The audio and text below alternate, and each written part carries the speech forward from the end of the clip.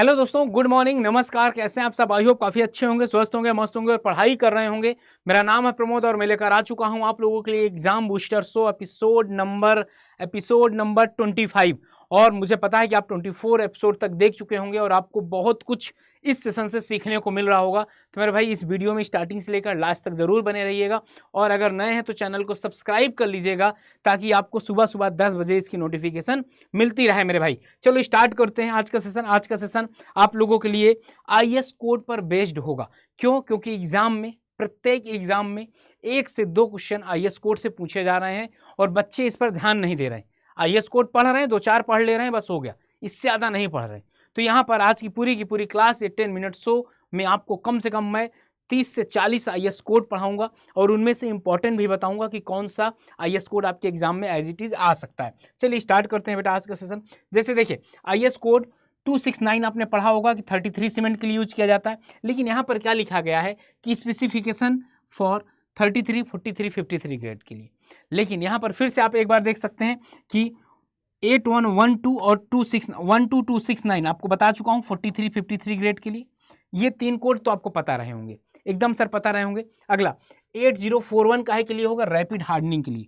Rapid hardening में आप comment section में मुझे बताइएगा किसका परसेंटेज बढ़ाना है, किसका परसेंटेज बढ़ाना है, इंक्रीज करना है। रैपिड हार्डनिंग के लिए किसका परसेंटेज क्या करना है, इंक्रीज करना है, मुझे बता दीजिएगा। इसका आईएएस कोड है 8041 और आप सभी लोगों से रिक्वेस्ट है कि जब लाइव आया करिए, जितने भी डाउट्स पूछे जाएं उनका कमेंट सेक्शन में ज़रूर बताया करिए और वहाँ पर मैं भी प्रेजेंट रहता हूँ आप लोगों के साथ और उसका सॉल्यूशन भी आपको बताया जाएगा। रैपिड हार्डनिंग सीमेंट में किसका परसेंटेज इंक्रीज कर देते हैं? पोर्टलैंड पोज़ोलाना सीमेंट देखिए फ्लाई ऐश बेस्ड और हमारे यहाँ यही यूज होती है, फ्लाई ऐश बेस्ड सीमेंट। और इसका कोड क्या है? 1489 इसका आईएएस कोड है। और फ्लाई ऐश एक इससे भी कैल्सिन्ड क्ले बेस्ड पर भी होती है, एक फ्लाई ऐश बेस पे होती है, ये दोनों पढ़ लीजिएगा। और इसके बाद method of physical test for hydraulic cement, तो एक फिजिकल वाला IS 4031 आप एक ये पढ़ लीजिएगा। ये तो आपको याद ही होगा, एक ये पढ़ना है, एक ये पढ़ना है, एक ये पढ़ना, बस ये 3 पढ़ने। ये 10 कोड में से केवल आपको 3 पढ़ने, बाकी और नहीं पढ़ना। ओके, बाकी और नहीं पढ़ना। और यहाँ पर एक और है कि स्टैंडर्ड साइंड और टेस्टिंग ऑफ सीमेंट, ये वाला आईएएस कोड जो था आपके अभी आईएएस के एग्जाम में पूछा गया है कि बता दीजिए सैंड की जो टेस्टिंग करते हो सीमेंट के लिए वो कौन सा आईएएस कोड में होता है? 650 में हो गया। तो आपके यहाँ 4 कोड आपको बता दिया गया, केवल ये 4 कोड पढ़ने, ये तो आप पहले से पढ़ ले रखे होंगे। 1 2 3 4 कोड आपको पढ़ने। ओके, आगे चलते हैं आगे वाले कोड में।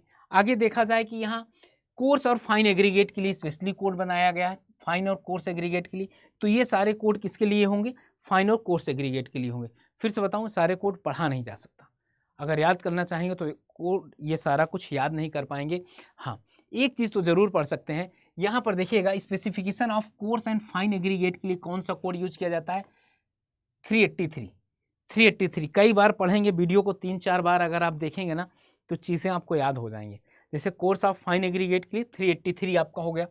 अब यहाँ पर ये 2386 पार्ट 1 2 3 4 5 6 7 7 पार्टों में, 8 पार्ट में डिवाइड किया गया है कि method of test of aggregate concrete particle size and shape, concrete estimation and materials, organic impurities, density voids के बारे में, मैकेनिकल प्रॉपर्टी के बारे में और साउंडनेस टेस्ट के बारे में, एल्कली एग्रीगेट रिएक्टिव के बारे में। ये एक पार्ट याद कर लीजिएगा।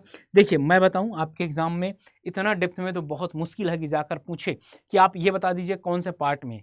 ये बोल सकता है कि method of test for aggregate for alkali aggregate reactivity code will be, IAS code will be. बस आपको 2386 याद रखना। कितना? 2386 आपको याद रखना बस, बाकी और पूरा पढ़ने की जरूरत नहीं। एक ये पढ़ना, एक कोई भी पढ़ लीजिएगा, पार्ट याद करने की जरूरत नहीं है। हाँ, जिनको लर्निंग कैपेसिटी बहुत अच्छी हो पढ़ भी सकते हैं, ऐसा भी नहीं कि मैं मना कर रहा हूँ कि पढ़ना नहीं है आपको। आगे चला जाए, अगर आगे बात किया जाए ब्रिक्स के बारे में, तो ब्रिक्स के आईएएस कोड कुछ है इंपॉर्टेंट। जैसे IS 4545 5454 किसके लिए होगा? Sampling of the clay building brick के लिए होगा। और common burn clay building brick, आप ना इसका कमेंट सेक्शन में कंप्रेसिव स्ट्रेंथ बता दीजिएगा। आप कमेंट सेक्शन में इसकी कंप्रेसिव स्ट्रेंथ बता दीजिएगा कितनी होगी। ये भी आपके आईएएस कोड में पूछा गया। 1077 काहे के लिए होगा, common burnt clay building brick. Okay 1077, एक ये आपको पढ़ना है, एक ये पढ़ना।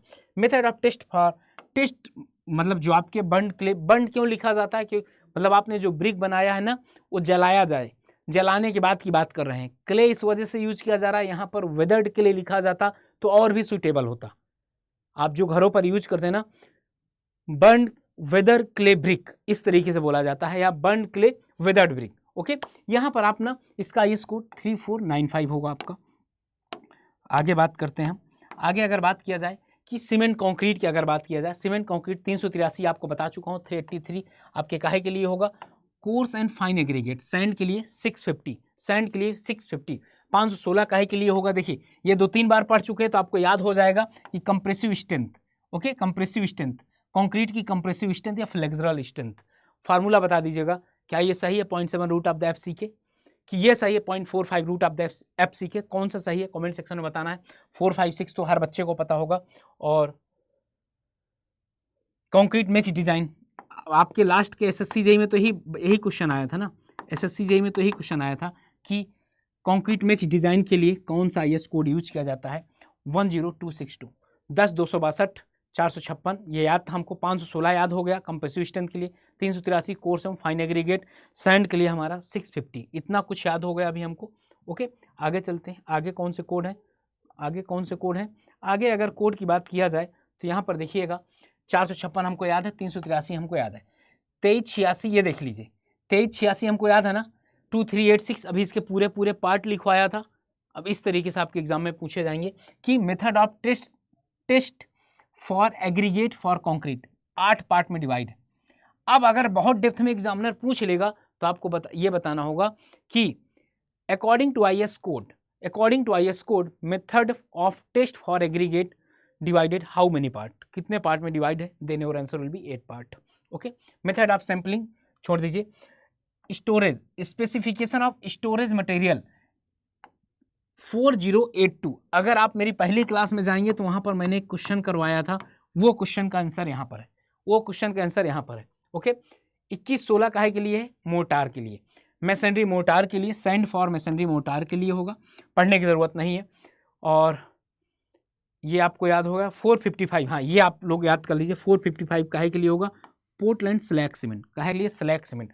तो अभी आप कमेंट सेक्शन में बताइएगा स्लैग का परसेंटेज कितना होगा, स्लैग क्या होता है और स्लैग का परसेंटेज बता दीजिएगा, स्लैग का परसेंटेज बता दीजिएगा।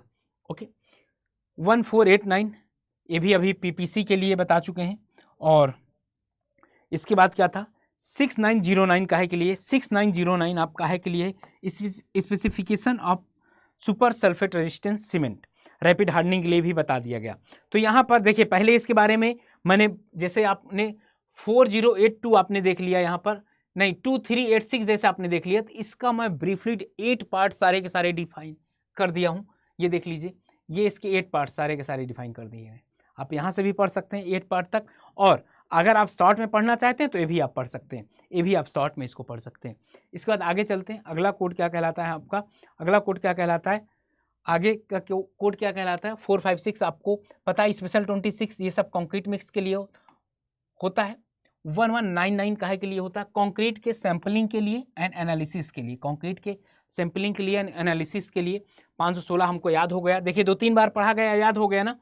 नॉन डिस्ट्रक्टिव टेस्टिंग के लिए या यूपीवी अल्ट्रासोनिक पल्स वेलोसिटी के लिए कौन सा यूज होगा, 13311 13311। और फिर इसके बाद अगर बात किया जाए वाटर सैंपल के लिए 3025 concrete admixture, 12200 PVC polyvinyl chloride. आपके एग्जाम में इसका फुल फॉर्म भी पूछा गया, SSC की ही बात कर रहा हूँ। 54 काहे के लिए होगा, sampling of the brick for test के लिए होगा। 1077 आपका ब्रिक फॉर मैसनरी वर्क के लिए होगा। तो यहाँ पर ऐसे बहुत कोड्स थे जो आगे पीछे रैंडमली आ भी गए हैं, तो इससे आपको ये पता चला होगा कि एक बार अगर दिमाग में चीज़ बैठ गई है तो याद रहेगी। मैंने आज आपको कौन कौन से इंपॉर्टेंट कोड बताएं फिर से बता दूं। यहाँ पर मैंने आपको सबसे पहले इंपॉर्टेंट कोड एक ये बताया था 1489, ये दो बार आ चुका, बहुत अच्छी बात है, मतलब यहाँ पर भी लिख गया, अगली वाली स्लाइड में भी लिखा मिल जाएगा आपको। 650 टेस्टिंग आप सैंड के लिए हो गया, स्टैंडर्ड सैंड के लिए हो गया, 8-1 8-2 आपका ये पता होगा आपको। फिर इसके बाद देखिए, ये जब पूरे के पूरे कोड लिखा दिया, आपके दिमाग में एक बार बैठ गया, और जब इसका जिक्र यहाँ पर किया गया, तो आपको पता चल गया तो मैं पढ़ चुका हूँ। तो इस जितने यहाँ पर कोड हैं, सारे पॉइंट्स को नोट कर लीजिएगा अपने नोट्स पे, जहाँ पर नोट करते हैं, और यहाँ पर आप लोगों के लिए ये सेशन बहुत ज़्यादा इंपॉर्टेंट होगा। तो मेरे भाई, आप लोगों को मैं एक बार फिर से बता देना चाहता हूं कि अगर ये सेशन पूरा देख रहे हो तो नोट जरूर करिएगा, जो जो इंपॉर्टेंट बता रहा हूं, जितने भी सवाल आपसे पूछ रहा हूं उनके जवाब भी आप लोग बता दीजिएगा कमेंट सेक्शन में, इंतज़ार रहेगा आपके सवालों का। और थैंक यू यार इस सेशन में से जुड़ने के लिए, और सेशन में को लाइक ज़रूर कर दीजिएगा, और अपना वैल्यूएबल फीडबैक कमेंट के फॉर्म में ज़रूर दीजिएगा। Okay, bye bye and thank you and love you मेरे दोस्त।